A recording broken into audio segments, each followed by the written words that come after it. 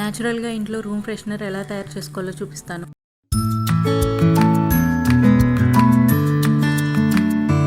Hi అండి, నమస్తే, welcome back to my channel. న్యాచురల్గా ఇంట్లో రూమ్ ఫ్రెషనర్ ఎలా తయారు చేసుకోవాలో చూపిస్తాను.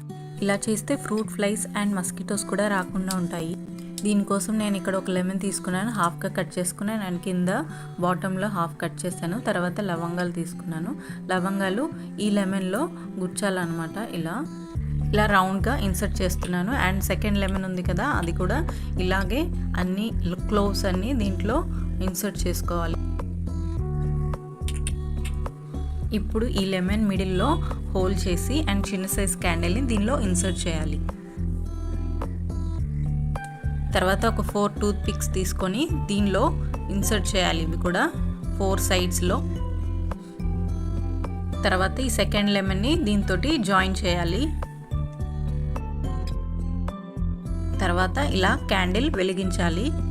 చూడండి, ఇక్కడ ఫ్లేమ్స్ బయటకు వస్తున్నాయి కదా, ఇది న్యాచురల్గా రూమ్ ఫ్రెష్నెస్ ఇస్తుంది.